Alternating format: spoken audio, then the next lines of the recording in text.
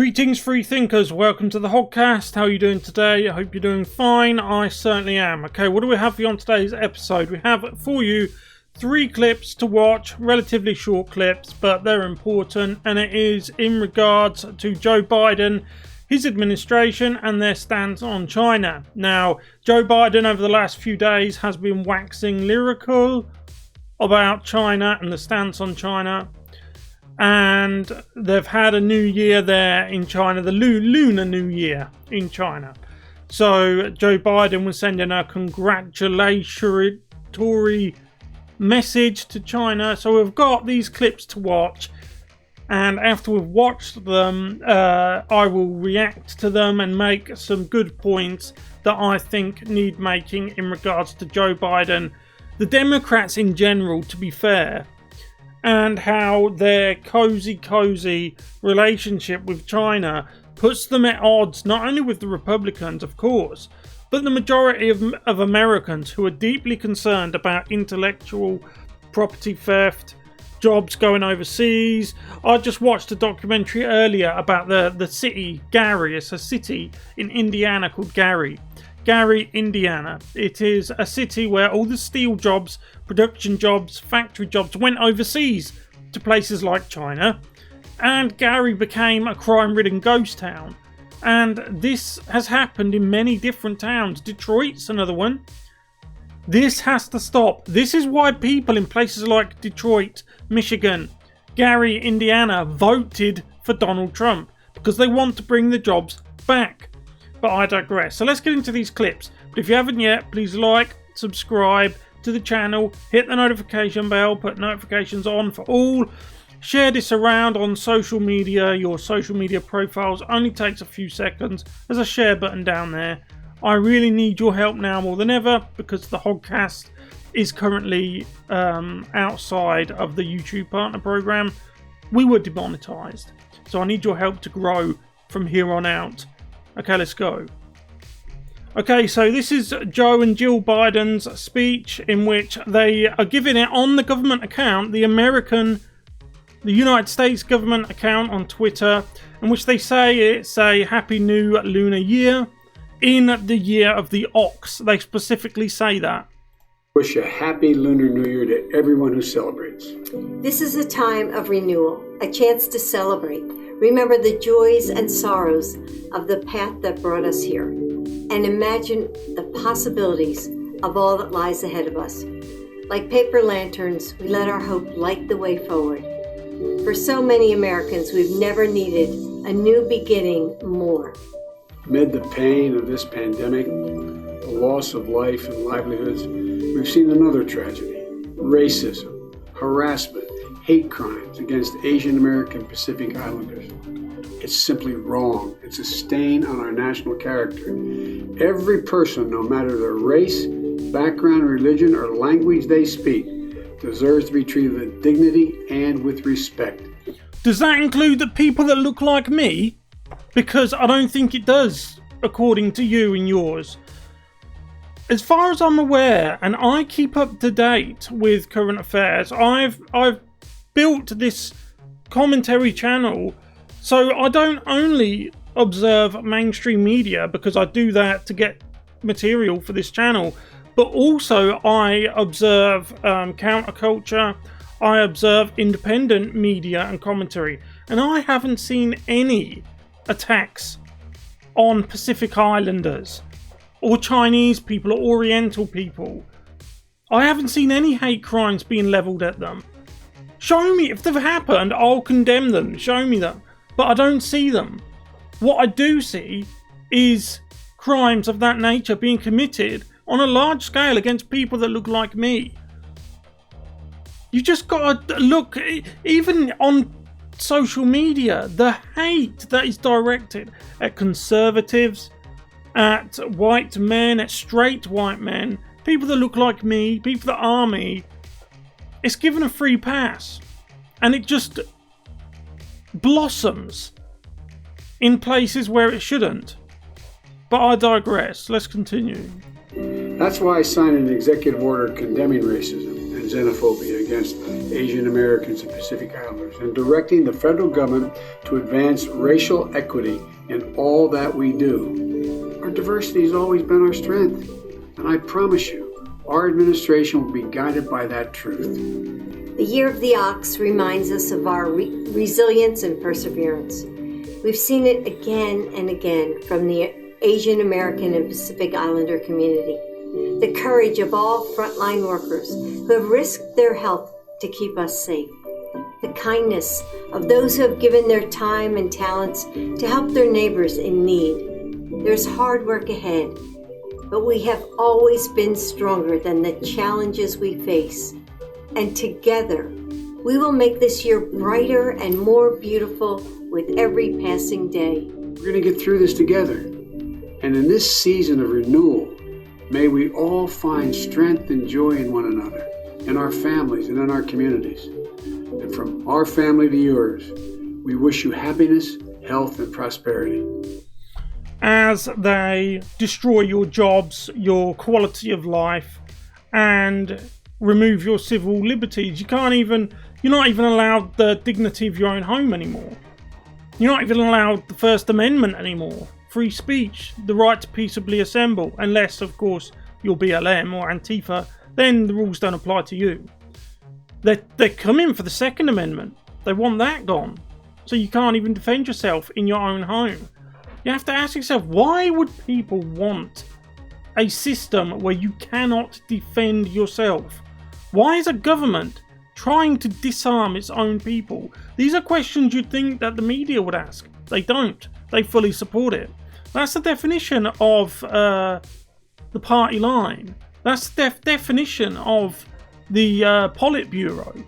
It's a Politburo in all but name. Now, look, I haven't seen any or heard of any attacks on Pacific Islanders or Oriental people, people of Chinese or Mongoloid descent. I have never heard of anyone accusing Chinese people, the average people on the street, of being personally responsible for COVID.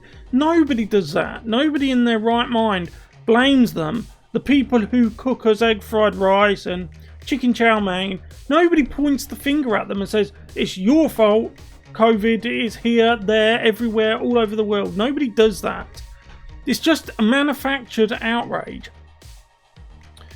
The message of this carefully produced speech you saw here was Joe Biden good. That's what they want you to know. Orange man bad, Joe Biden good, right? And it's back to the normal, it's back to the business as usual swamp politics of manufactured, hollow, shallow, see-through. Unless you're a lemming, then you can see straight through this. It's all manufactured. It's just not genuine feeling. With Donald Trump, for all of his things that he's done and things that he said, at least with Donald Trump, it was legit, right? You were getting what you paid for. With Joe Biden, for the over half a century he's been involved in politics, you keep buying shares in Joe Biden, but you're never getting a return on it. You keep buying the product Joe Biden, but it's never shipped to your address. You never get it. But there's people out there who keep buying more Joe Biden. And they buy and they buy and they buy and they get excited. Every 4 years, the cycle is the same. We'll have a bit of that Democrat. We'll order some Democrat. But your order never arrives. They take your money and you get nothing. Anyway, let's move on. So here is the other clip I was going to show you. It is Biden and Harris, or Harris and Biden, depending on which way you see things, are talking about the situation with the Chinese government, the Communist Party of China, and the conversation that Joe Biden had with the Chinese president regarding various things. I don't think they're going to tell us exactly what they were said, but let's hear what Biden's got to say. over the years I was vice president. And they're gonna. If we don't get moving, they're gonna eat our lunch. They have major new initiatives on rail, and they already have rail that goes 225 miles an hour with ease. They're working very hard to do what I think we're going to have to do. And I think the automobile industry is already there, and so is labor. They're working very hard to try to move in a position where they end up being the source of a new way in which to power automobiles. So, sorry to interrupt. The video's been running now 58 seconds on this clip, and he hasn't said anything. It's been a constant stream of well, we have to get moving, gonna eat our lunch, trains that travel at 250 miles an hour, motor industry. Correct me if I'm wrong, but was that not what he just said? They're going to invest a lot of money. They're investing billions of dollars in dealing with a whole range of issues that relate to transportation, the environment, and a whole range of other things. So we just have to step up. And so what I'm going to talk to these folks about, since they're the key committee, is how we begin this. I've laid out what I think I have to do.